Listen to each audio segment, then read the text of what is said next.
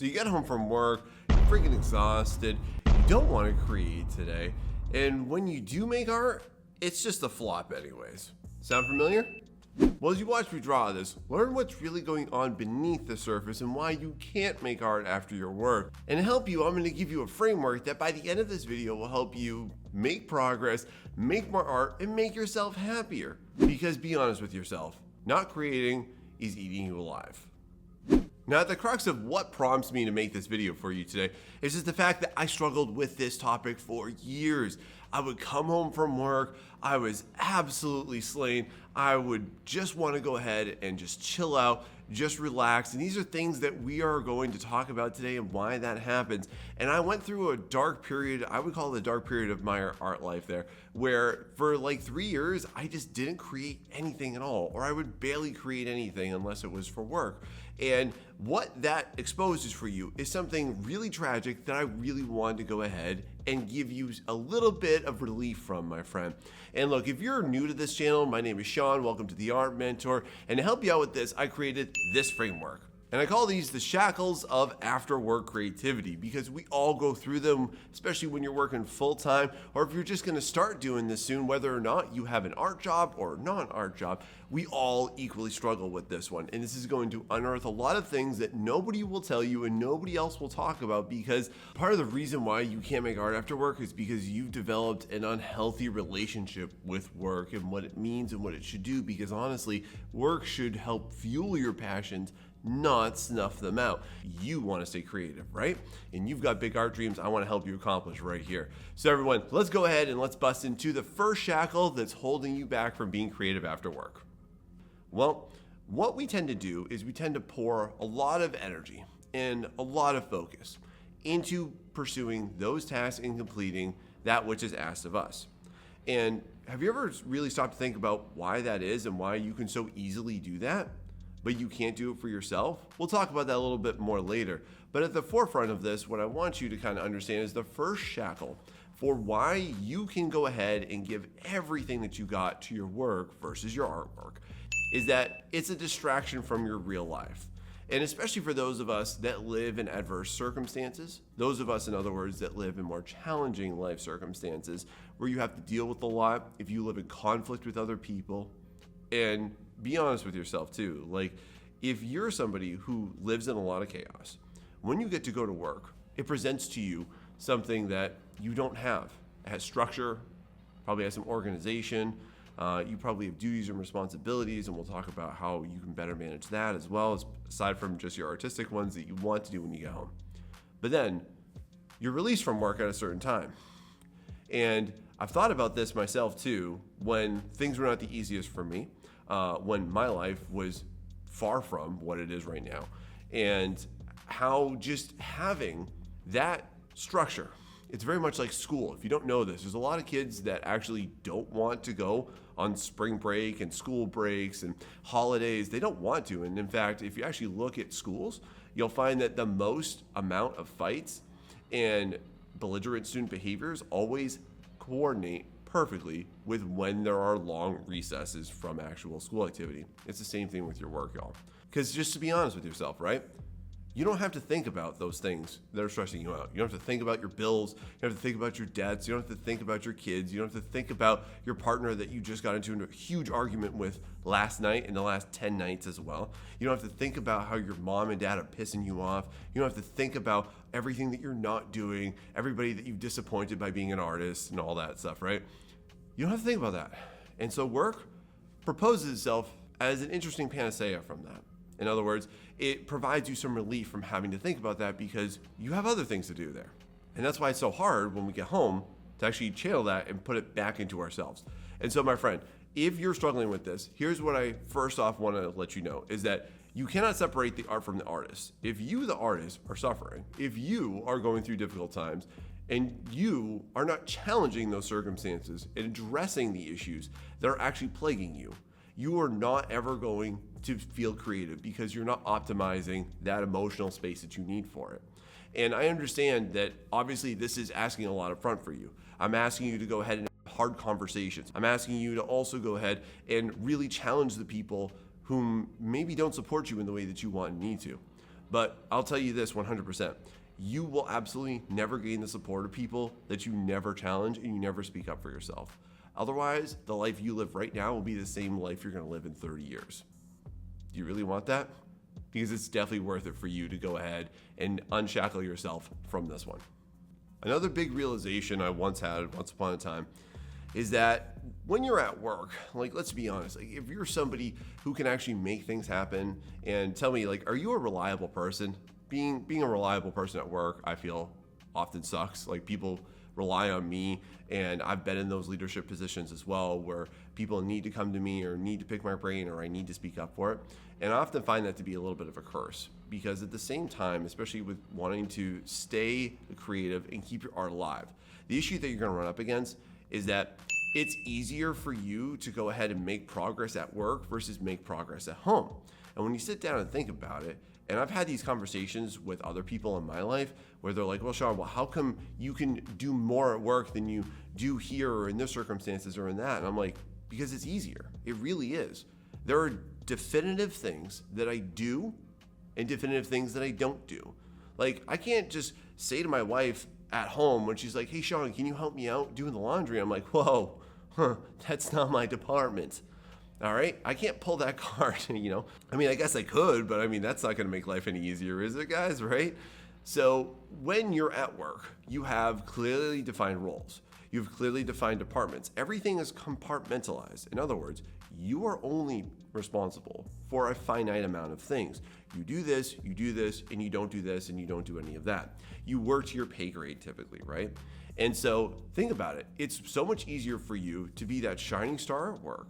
It's so much easier for you to go ahead and be somebody who is reliable, who is dependable, who can actually move mountains at work. And I've done this too. Like, I've been top salesman in regions before when I was a salesman back in my early days when I was going through college and stuff.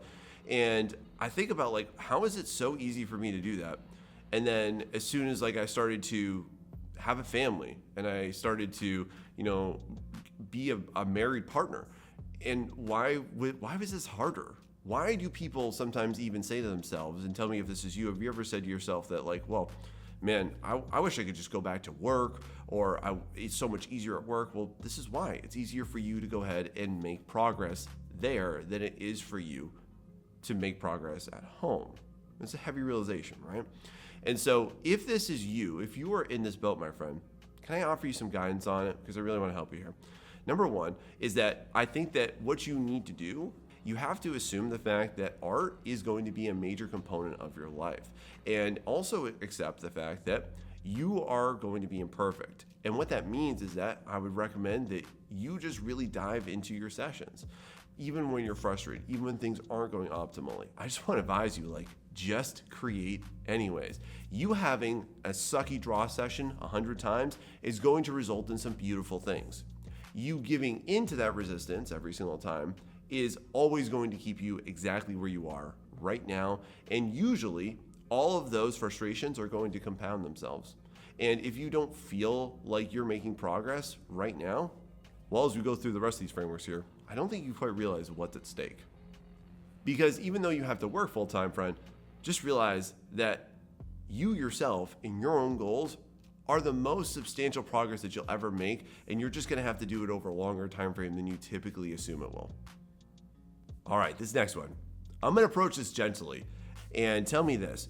Is it extremely stressful? And then you get home, and then you take a day off, and then you take another day off, and then you take a week off, and you take a month off. And then before you know it, it's been years, and that's what happened to me. And so this wraps itself up into our next shackle, which is that you're going to make the excuse that it's for your mental health. And I'm not ignoring what you come home to. I'm not ignoring unfavorable circumstances. I'm also not ignoring the fact that you might work in a really high pressure job, and therefore you need some time. However, though, what you are going to do, and just to challenge that here, I want to ask you, what are you doing for yourself that's actually helping your mental health? There are a lot of things that you could do. You could go for a walk. You could exercise. And actually, if you want to see a video on self-care for artists, let me know about it down below, because I've been cooking that up here too. But here's what you're typically going to do. You're going to sit down, probably going to watch a show. And then at the end of that show, you might say, hey, let's watch one more. And then you'll say one more, and then it's bedtime.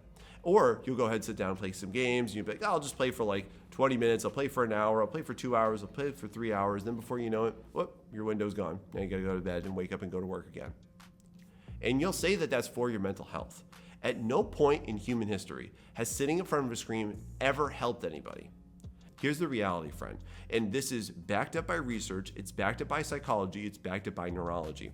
When you sit down and you sit in front of a screen, especially for long durations of time, it does not ease anxiety, it flares it, it exacerbates it.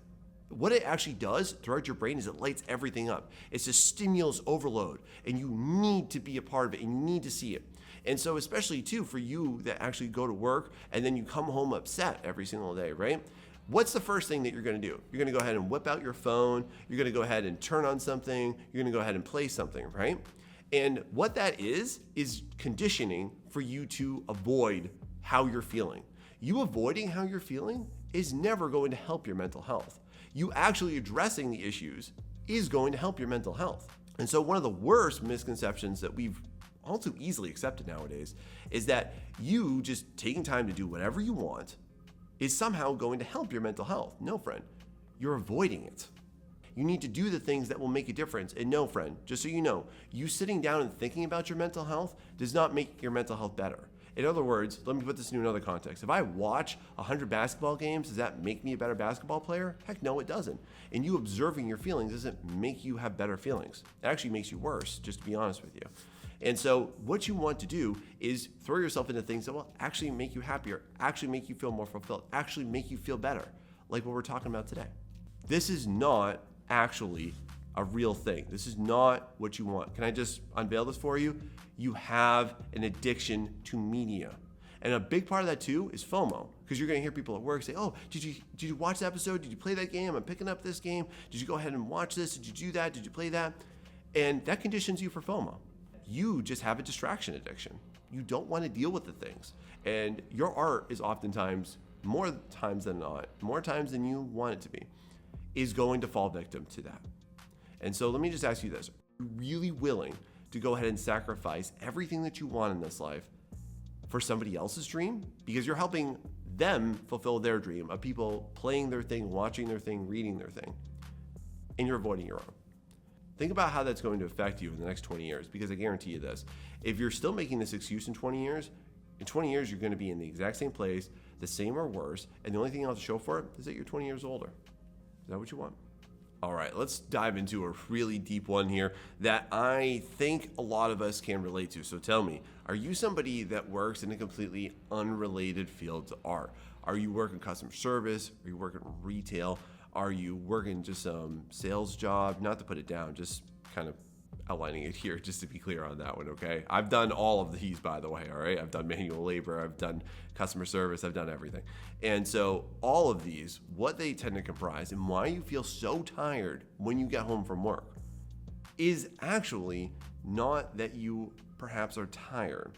And people don't talk about this version of it, but here's the next shackle that's gonna prevent you from being creative after work, is that you are unaligned to your purpose.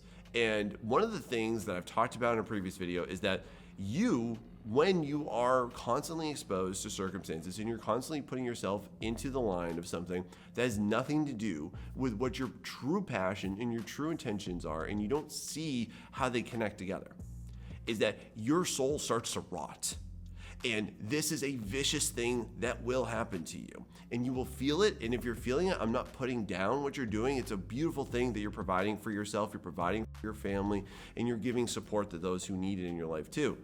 However, though, one of the biggest reasons that you will find that you just cannot be creative after work is the fact that it just doesn't align to your true intentions. It doesn't align to your truest purpose.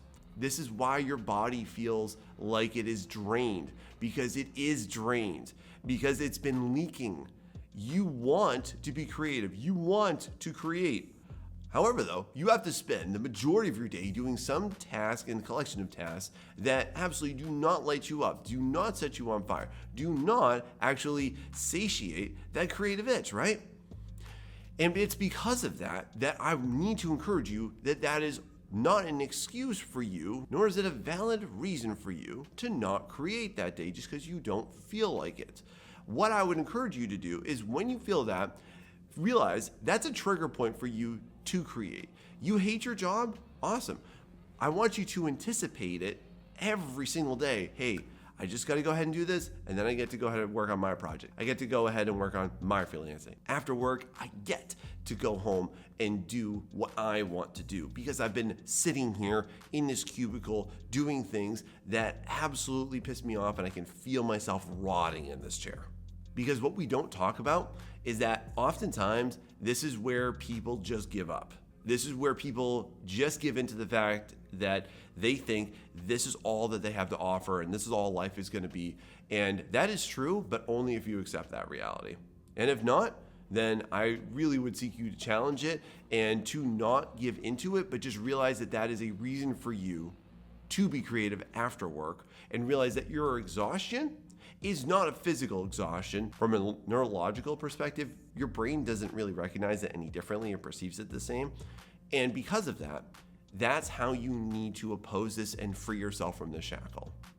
Now, let me go ahead and share with you a huge realization I had when I was deep into my profession. And look, I'm just gonna be honest, I love my profession. I love going to my work. I've worked a lot of really lousy jobs that I think a lot of you feel like you're stuck in, that you're cramped into.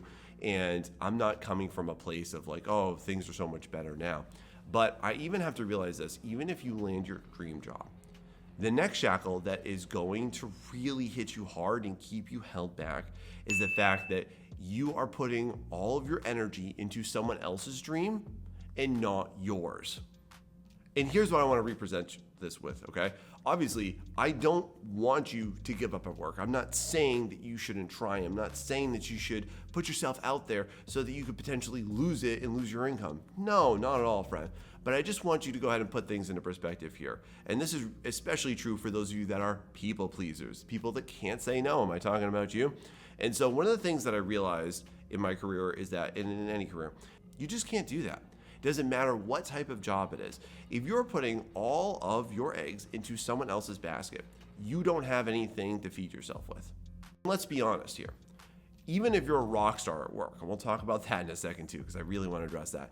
If you're a rock star at work, I want you to realize this. If you died tomorrow, your job would be posted in 2 weeks. If you underperformed, they would let you go. If you violated something that you should not do at work, they'll get rid of you. You have this illusion that your work really cares about you. And you might have wonderful people that you work with, and you might have a great boss, you might have fantastic coworkers, but guess what? Everybody is only going to support you to the degree to which it puts them at risk. And if you go ahead and do something that puts them at peril, puts them into risk, guess what? They're not going to support you. But here's the thing. And I really want you to sit down and mull this one over here, is that you need to consider how your dreams are going to matter. And I want you to start to really drive yourself towards what you want to do. So tell me, what do you want to do? Do you want to make that comic? Do you want to make your own game? Do you want to start freelancing? Do you want to go ahead and change your career? Do you want to start to build a business outside of that? Because you can do that, my friend, okay? Listen, I'm somebody who's built a good income off of my art business while working full time, and you can do the same thing too.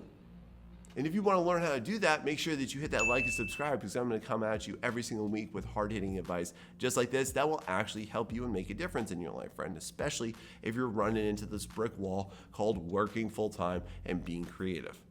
And my friend, it's really time for you to realize this. You can't work harder for someone else's dream than you do your own.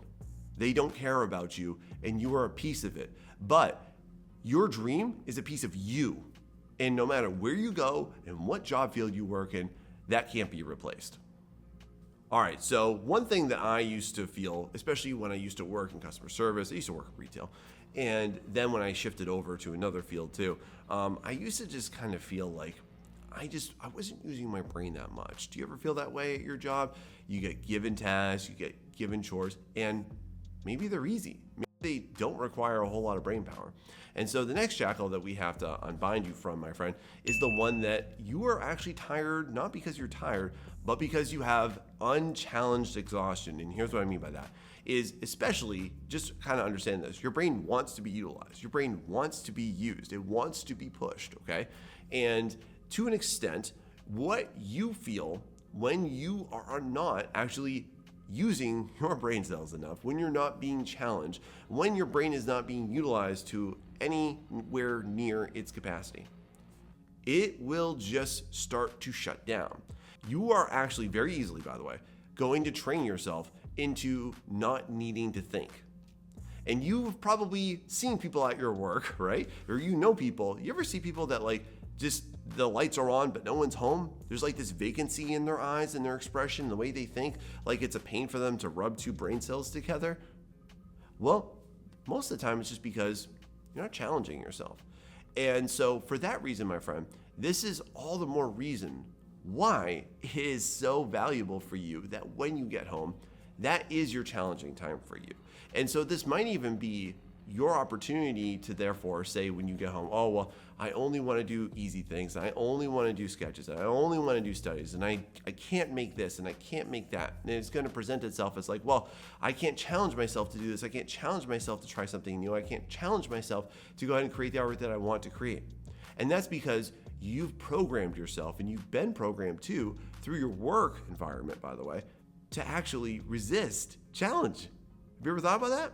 It's wild, right? But it's the truth.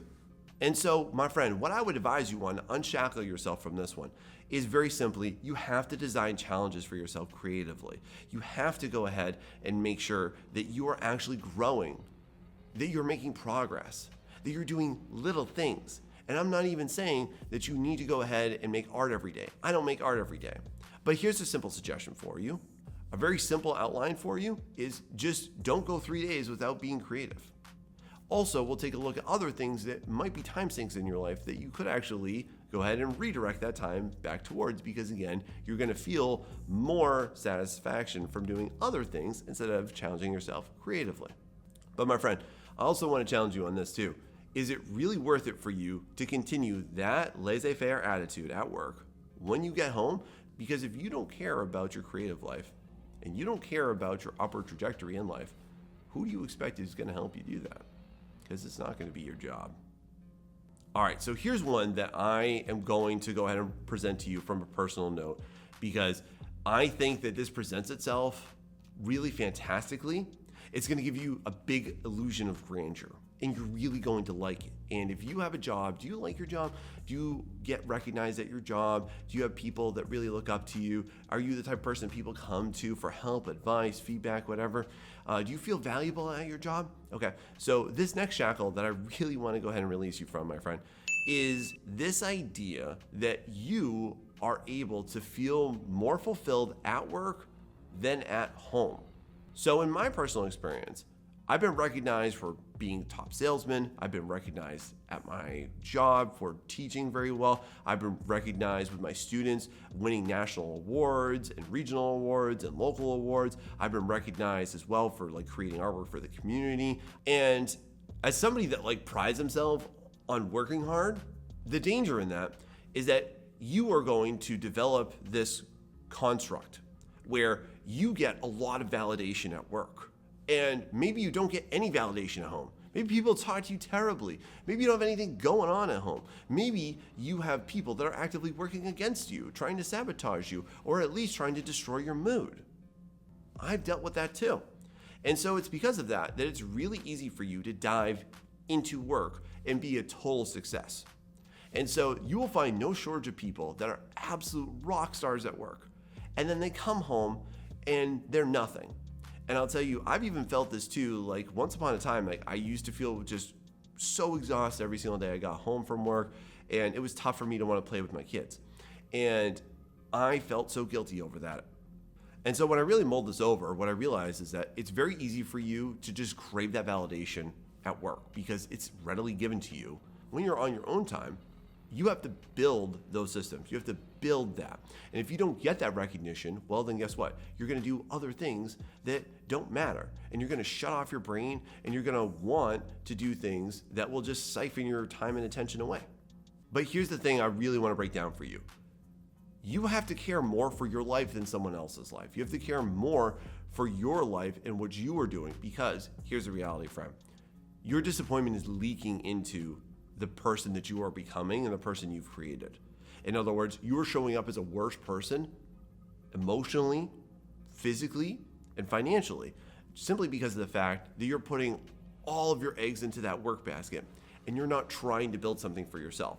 And I also want to go ahead and share this quote from Warren Buffett, and this really changed my perspective on work and why it's so necessary for you to go ahead and build something outside of your work. And he says that if you only have one job, you are one step away from poverty. And let that sink in. If you only have one income, you are one step away from poverty. I remember the first time I heard that, I was like, whoa, but it's so true when you really think about it. And if you're opposing starting an art business or trying to get an income from it or building something outside of your current career, go for it. Because literally, what if something happened and you actually had something that could support you, be your additional nest egg, take care of it when you have to get a car repair or a medical bill? How much easier would your life be? But instead, what you'll probably end up doing is sitting down and attaching yourself to a screen and then claiming that it's somehow helping you. But y'all, it's fine for you to chase that fulfillment at work, but it's more important for you to chase that fulfillment on your own time too, chasing your goals. How about that? Moving on. Let's talk about why it's so much more important for you to throw every ounce that you have, every single just fiber of your being just wringing you out at work. And then you get home and you just can't bring yourself to do anything. And this next shackle is that work is not your responsibility, it's somebody else's. And here's what I mean by that very simply. It's not your business. If the business goes under, it's your problem, but it's a bigger problem for them. If something goes wrong in another department, you're like, not me. It wasn't my fault. All right. No, don't come down on me for it. I didn't do that. However, though, at home, I can't be like, oh, my kids didn't do their homework. Not on me. No, it was on me. My kids are young. I can't be like, oh, well, the lawn didn't get mowed. Not my department. So the actual issue I want to put out here is just an avoidance of responsibility. And when you're at work, it's so easy for you to just be in a better mood, to just go ahead and throw yourself at that. Not because you actually want to, but because it is far easier for you to just only stay in your lane. But when you are released from work, you are just succumbing to the pressures of the world and all of your responsibilities when you get home. And if you have kids and you can't look at your kids when you get home who are hungry and say to them, well, hey, look, mommy, daddy doesn't want to make dinner today. We did that dinner thing. Didn't we do that yesterday? I'm tired, I'm cranky, I had a bad day, I'm so exhausted. No. And so challenging that, y'all, here's one piece of information that I really want to bless you with. It will be harder for you to take that responsibility at home for your poor relationships, for the difficulties that you have to, for you not standing up for yourself, for you not having that hard conversation with your spouse because you've been avoiding it. It will be harder for that up front.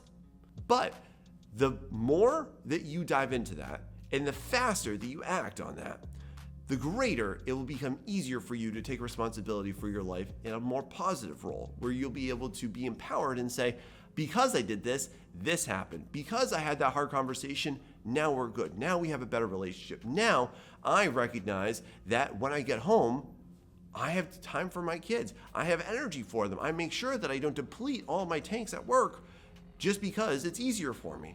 I bring some of that home with me too. But y'all, you can't fall in this trap of just putting your all into your work because it's easier than your life, because you don't have to assume responsibility when things go wrong. Y'all, I want you to see responsibility as a mode of personal empowerment for you. This is how you will actually move mountains. And I want you to take charge of your creative role in your life, because when it's absent, you feel vacant, don't you? Busted into this next shackle. I gotta go ahead and free you from this one, friend. And tell me, Is your age playing into why you think that maybe the artistic ship has failed?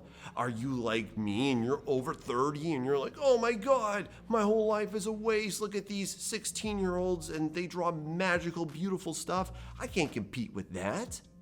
Are you of the opinion that, well, I've sunk so much time and energy and effort into just getting into this job and now I'm this old and now I can't do the things I want to do. I have to just give that up. I have to be an adult. I gotta be realistic. Is it you, friend? Because this next shackle, if you can't tell, is the idea that you are too old for art. You are too old to start a business. You're too old to go ahead and start that venture. You're too old to go ahead and start that project. You're too old to chase your dreams because you're too old. But here's some stuff I want to encourage you with. First and foremost, I started my business and started to really take off in my business in my 30s. I really started to take off in my business around the time that I was 35. You might be older than me. I work with people in my mentorship that are over 60 years old too. And they're still attacking it and they're still chasing it. And you can too, my friend. And to learn how to do that better, go ahead and check out this video right here. It's gonna help you out majorly. Thanks so much and see you next time. If this helped you, share with somebody that you know. Thank you.